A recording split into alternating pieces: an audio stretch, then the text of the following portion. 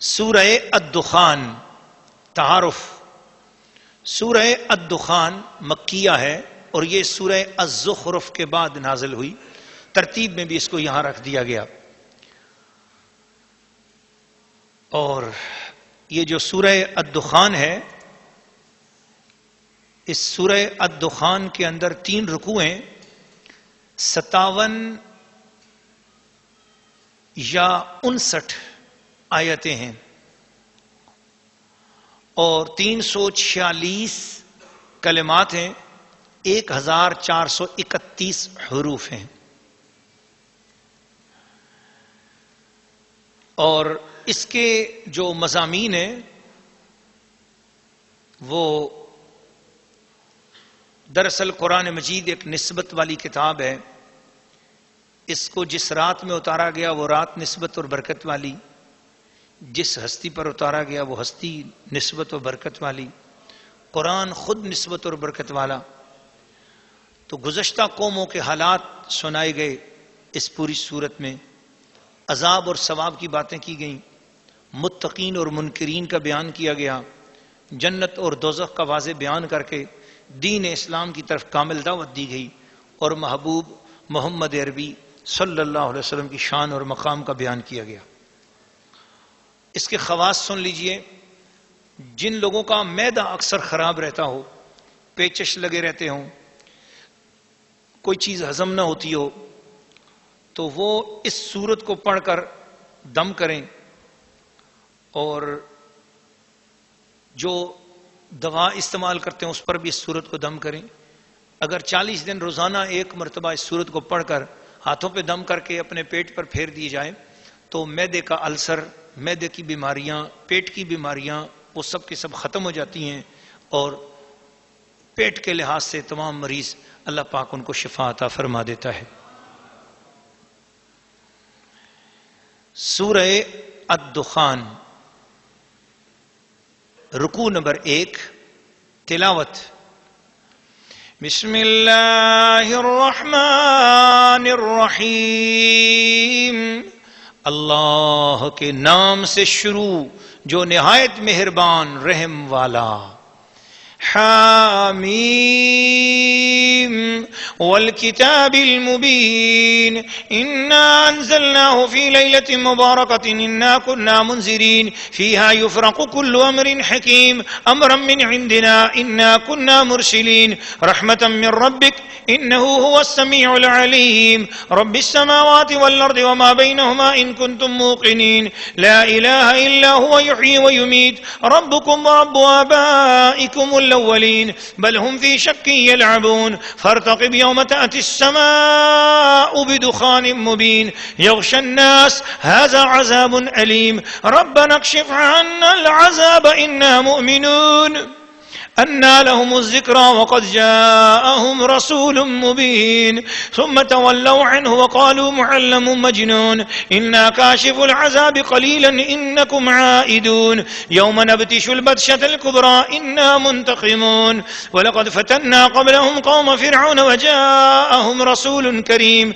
أن أدوا إلي عباد الله إني لكم رسول أمين وأن لا تعلوا على الله إني آتيكم بسلطان مبين وإني عزت بربي وربكم أن ترجمون وإن لم تؤمنوا لي فاعتزلون فدعا ربه أن هؤلاء قوم مجرمون فأسر بعبادي ليلا إنكم متبعون واترك البحر رهوا إنهم جند مغرقون كم تركوا من جنات وعيون وزروع ومقام كريم ونعمة كانوا فيها فاكهين كذلك وأورثناها قوما آخرين فما بكت عليهم السماء والارض وما كانوا منظرين.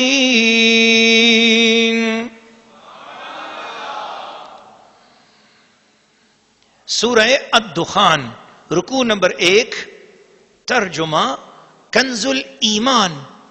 حامیم قسم اس روشن کتاب کی، بے شک ہم نے اسے برکت والی رات میں اتارا، بے شک ہم ڈر سنانے والے ہیں. اس میں بانٹ دیا جاتا ہے ہر حکمت والا کام. ہمارے پاس کے حکم سے بے شک ہم بھیجنے والے ہیں. تمہارے رب کی طرف سے رحمت، بے شک وہی سنتا جانتا ہے. وہ جو رب ہے آسمانوں اور زمین کا اور جو کچھ ان کے درمیان ہے، اگر تمہیں یقین ہو اس کے سوا کسی کی بندگی نہیں، وہ جی لائے اور مارے، تمہارا رب اور تمہارے اگلے باپ دادا کا رب، بلکہ وہ شک میں پڑے کھیل رہے ہیں، تو تم اس دن کے منتظر رہو جب آسمان ایک ظاہر دھواں لائے گا کہ لوگوں کو ڈھانپ لے گا۔ یہ ہے دردناک عذاب۔ اس دن کہیں گے اے ہمارے رب ہم پر سے عذاب کھول دے کہ ہم ایمان لاتے ہیں۔ کہاں سے ہو انہیں نصیحت ماننا، حالانکہ ان کے پاس صاف بیان فرمانے والا رسول تشریف لا چکا۔ پھر اس سے روگرداں ہوئے اور بولے سکھایا ہوا دیوانہ ہے، ہم کچھ دنوں کو عذاب کھوئے دیتے ہیں، تم پھر وہی کرو گے جس دن ہم سب سے بڑی پکڑ پکڑیں گے، بے شک ہم بدلہ لینے والے ہیں۔ اور بے شک ہم نے ان سے پہلے فرعون کی قوم کو جانچا اور ان کے پاس ایک معزز رسول تشریف لایا کہ اللہ کے بندوں کو مجھے سپرد کر دو، بے شک میں تمہارے لیے امانت دار رسول ہوں اور اللہ کے مقابل سرکشی نہ کرو۔ میں تمہارے پاس ایک روشن سند لاتا ہوں اور میں پناہ لیتا ہوں اپنے رب اور تمہارے رب کی اس سے کہ تم مجھے سنگسار کرو، اور اگر میرا یقین نہ لاؤ تو مجھ سے کنارے ہو جاؤ۔ تو اس نے اپنے رب سے دعا کی کہ یہ مجرم لوگ ہیں، ہم نے حکم فرمایا کہ میرے بندوں کو راتوں رات لے نکل، ضرور تمہارا پیچھا کیا جائے گا، اور دریا کو یوں ہی جگہ جگہ سے کھلا چھوڑ دے، بے شک وہ لشکر ڈبویا جائے گا۔ کتنے چھوڑ گئے باغ اور چشمے اور کھیت اور عمدہ مکانات اور نعمتیں جن میں فارغ البال تھے، ہم نے یوں ہی کیا اور ان کا وارث دوسری قوم کو کر دیا، تو ان پر آسمان اور زمین نہ روئے اور انہیں مہلت نہ دی گئی۔ سورہ الدخان، رکوع نمبر 1، تفسیر۔ اللہ کے پیارے بندو، رسول پاک صلی اللہ علیہ وسلم پر اترنے والے پاک کلام کو بڑی محبت سے سننے والے خواتین و حضرات، سورہ الدخان یہ مکی سورت ہے، اور اس پہلے رکوع میں اللہ کریم نے جس کی قسم اٹھائی ہے، پچھلے رکوع میں اللہ کریم نے اس مبارک منہ کی قسم اٹھائی، اس مبارک بات کی قسم اٹھائی جو مصطفیٰ کریم کے زبان اقدس سے نکلی۔ پچھلی سورت کے آخری آیات میں آپ نے آپ کو سنایا، اللہ نے وکیل ہی فرما کر حضور کے کہنے کی قسم۔ اب حضور کیا کیا کہتے ہیں او اس کی قسم۔ سورہ الدخان کا آغاز کیا، فرمایا حامیم، اور پھر کیا فرمایا؟ قسم اس روشن کتاب کی، پیچھے کتاب والے کی قسم، اب کتاب کی قسم۔ مولا یہ قسمیں کیوں اٹھا رہا ہے؟ تو قسمیں اٹھائے بغیر بھی بات کر، تجھے تو قسمیں اٹھائے بغیر بھی بات کرے تو کون ہے تیری بات کا انکار کرے؟ یہ قسمیں کیوں اٹھا رہا ہے؟ اور ویسے قسمیں تو جو ہے نا اعتبار کے لیے اٹھائی جاتی ہیں، جب کسی کو اعتبار نہ آ رہا ہو تو پھر قسمیں اٹھائی جاتی ہیں۔ تو کہا نہ اعتبار نہ آ رہا ہو، اعتبار دلانے کے لیے بھی قسمیں اٹھائی جاتی ہیں، مگر جب کبھی ماں چھوٹے بچے کی قسمیں کھائے تو وہ پھر اعتبار دلانے کے لیے نہیں ہوتی، وہ پیار کا اظہار دلانے کے لیے ہوا کرتی ہیں۔ بلا شبہ نہ محمد بچہ ہے، نہ میں اس کا باپ ہوں، وہ عبدہ و رسول ہے، وہ سبحان الذی اسریٰ بعبدہ ہی کے مقام پہ ہے، وہ میرا بندہ ہے، میرا رسول ہے، میرا محبوب ہے، قرآن میرا کلام ہے۔ میں اعتبار دلانے کے لیے قسم نہیں کھا رہا، میں قسمیں اٹھا کے بتانا چاہ رہا ہوں کہ لوگوں میں تو بے پرواہ ہوں، غنی ہوں، جیسے چاہوں بات کروں، کسی کی جرت کیا ہے کہ کوئی انکار کرے؟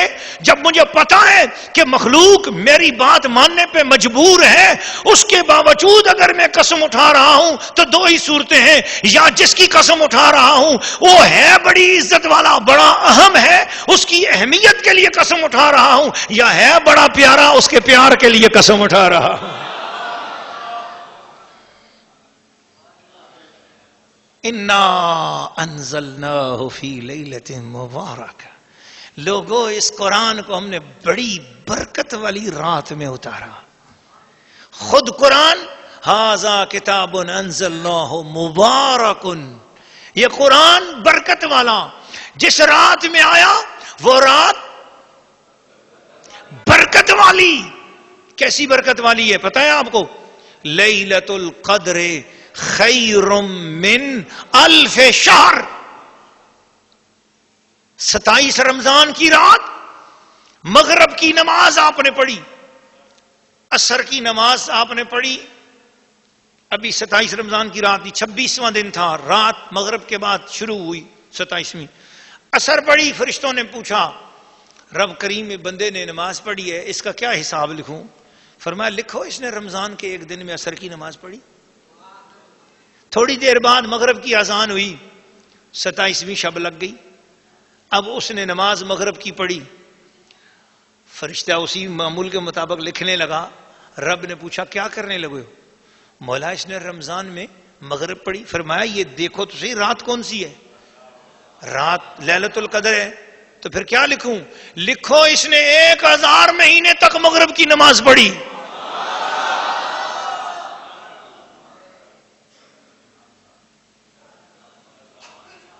یہ برکت والی رات ہے. کیا ہے یہ؟ برکت والی رات.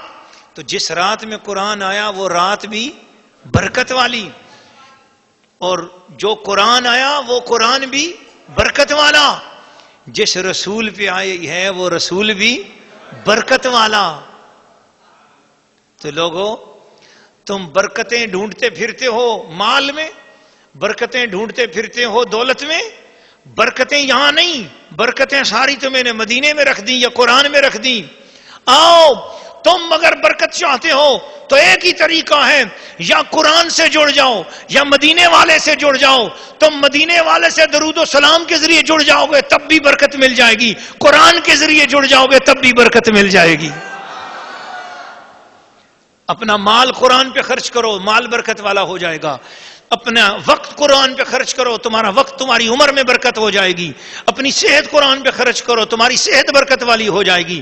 اپنے آپ کو قرآن پہ خرچ کرو، تمہارا آپ برکت والا ہو جائے گا. اپنے گھر میں قرآن پڑھو، تمہارا گھر برکت والا ہو جائے گا. اپنی گاڑی میں قرآن پڑھو، تمہاری گاڑی برکت والی ہو جائے گی.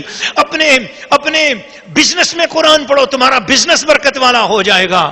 اسی لیے تو کہتے ہیں یہ سنیوں کو جو ہے نا ان کے چہرے رونق والے کیوں ہیں؟ بابا ہمارا کوئی مرتا ہے تو تب بھی قرآن پڑھتے ہیں، تیجا ہے تو تب بھی قرآن پڑھتے ہیں، 10واں ہے تو تب بھی قرآن پڑھتے ہیں، چیلم ہے تو تب بھی قرآن پڑھتے ہیں، برسی ہے تو تب بھی قرآن پڑھتے ہیں. اسی لیے تو چہروں پہ نور آ جاتا ہے.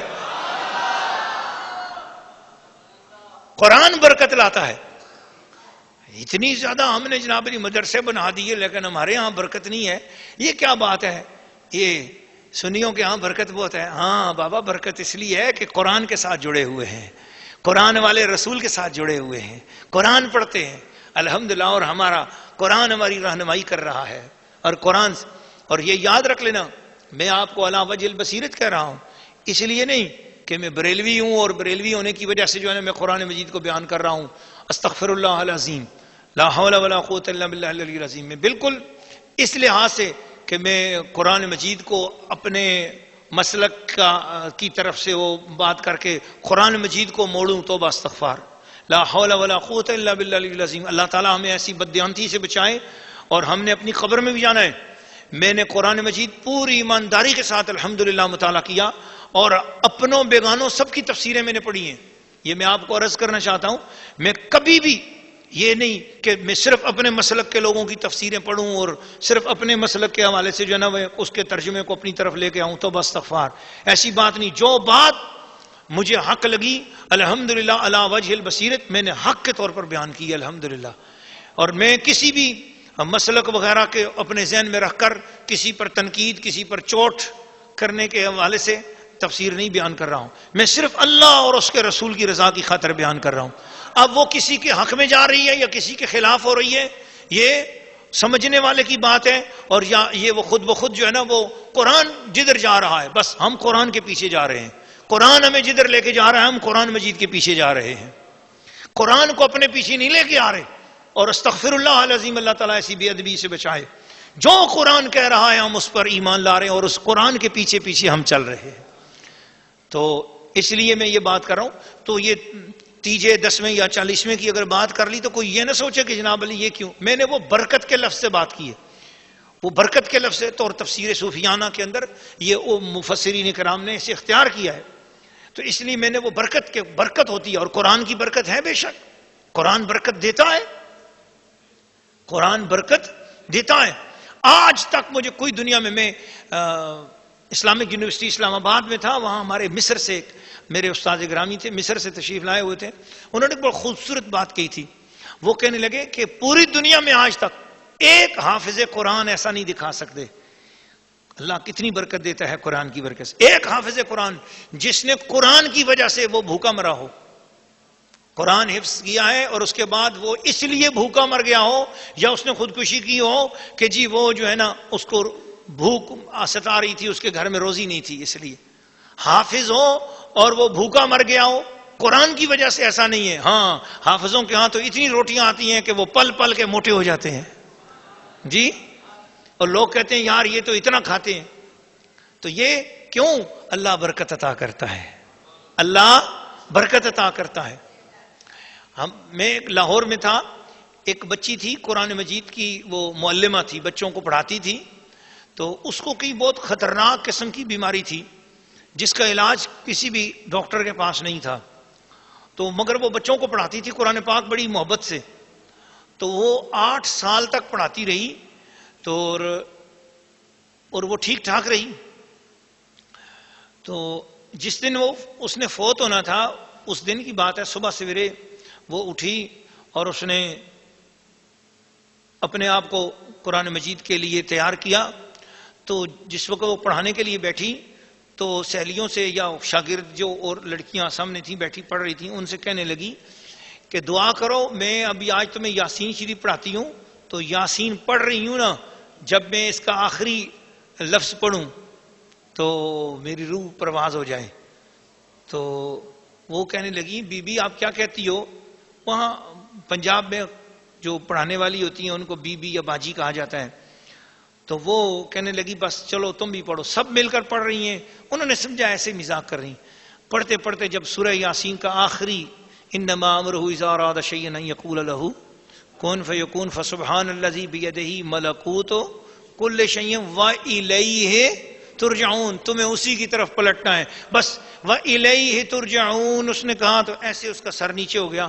انہوں نے سمجھا ایسے ہی جو ہے نا استانی صاحبہ جو ہے نا مذاق کر رہی ہیں، آگے بڑھ کر دیکھا تو وہ واقعی وفات پا چکی تھی۔ اس کی وصال کے بعد وہ گھر والوں کے جو لواحقین تھے انہوں نے اسپتال میں اس کو ٹیسٹ کرانے کے لیے لے کر گئے، تو ہسپتال والے لوگوں نے بتایا کہ گزشتہ 7 سال سے اس کی ریڑھ کی ہڈی ہی نہیں ہے، گزشتہ 7 سال سے اس کے بدن میں ریڑھ کی ہڈی ہے ہی نہیں ہے۔ وہ بغیر ریڑھ کی ہڈی کے بیٹھ کر 6 گھنٹے کیسے پڑھاتی تھی؟ یہ قرآن برکت والا ہے، بتانا یہ چاہ رہا ہوں، قرآن برکت والا ہے۔ لوگوں قرآن سے جڑ جاؤ، قرآن سے جڑ جاؤ، یہ تمہیں وہ برکتیں دے گا ڈاکٹروں کی سمجھ میں بھی نہیں آئے گا، کسی کو بھی نہیں پتا ہوگا، یہ قرآن ایسی برکتیں دے گا۔ اس لیے اس کے ساتھ جڑ جاؤ، اپنے بچوں کو جوڑو، اپنے آپ کو جوڑو۔ فرمایا انا کنا منذرین، ہم تمہیں ڈر سنا رہے ہیں، فیہا یفرق کل امر حکیم، اس میں فرمایا کہ یہ کون سی رات، شب قدر مراد ہے یا شب برات؟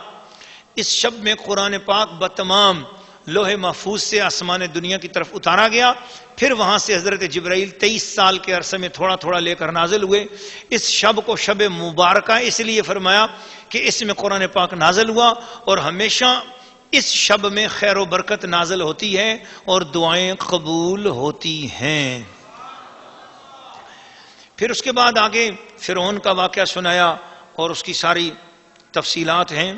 تو آخر میں فرعونیوں کے حوالے سے ایک بات اللہ تعالیٰ نے ارشاد فرمایا کم ترکوا من جنات وعیون، کتنے باغ تھے، کتنے چشمے تھے جو فرعونی چھوڑ کر باہر نکلے، وزروع ومقام کریم، بڑے بڑے پیارے پیارے کھیت تھے، ان میں پھل لگے ہوئے تھے، بڑے بڑے باغ تھے، عمدہ مکانات تھے، ان باغوں میں بنے ہوئے پرفضا مکانات تھے۔ فرعونی سارے لوگ 6 لاکھ کی تعداد میں وہاں سے نکلے۔ وَنَعْمَةٍ كَانُوا فِيهَا فَاكِهِينَ، وہ نعمتیں جن میں وہ فارغ البال تھے، ٹینشن ہی کوئی نہیں جی، ایسی زبردست نعمتیں۔ كَذَلِكَ وَأَوْرَثْنَاهَا قَوْمًا آخَرِينَ، ہم نے وہ عزت والے مقامات ان سے کیوں چھینے؟ ان کو وہاں سے کیوں نکالا؟ ان کو دریا میں کیوں غرق کیا؟ فرمایا ایک ہی وجہ ہے، انہوں نے میرے نبی موسیٰ کلیم اللہ علیہ السلام کی نسبت نہ پا سکی۔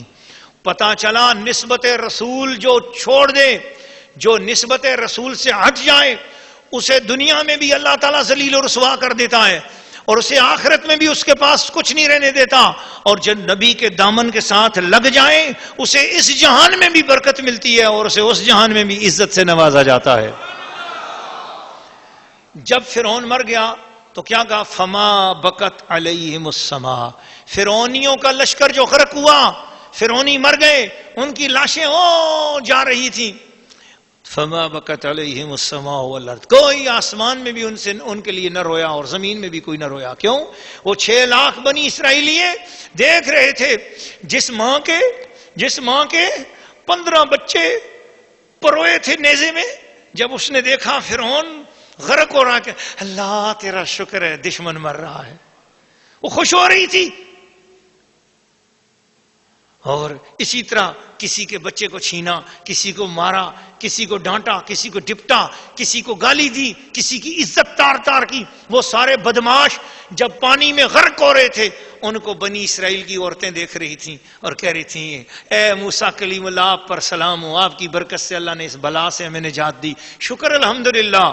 فما بکت علیہم السماء، نہ زمین پہ کوئی رو رہا تھا ان کے لیے، نہ آسمان پہ کوئی رو رہا تھا ان کے لیے۔ پتہ یہ چلا کہ جس وقت دنیا سے کوئی جائے تو اس وقت دنیا سے جانے پر کوئی ایسے ہوتے ہیں جن پہ آسمان بھی رویا کرتا ہے، جن پہ زمین بھی روئی کرتی ہے، مگر وہ نبی کے ساتھ دشمنی کرنے والے نہیں، جو نبی کے ساتھ عقیدت کرنے والے ہوتے ہیں، ان کے لیے جب وہ دنیا سے اٹھتے ہیں آسمان والے بھی رویا کرتے ہیں، زمین والے بھی رویا کرتے ہیں۔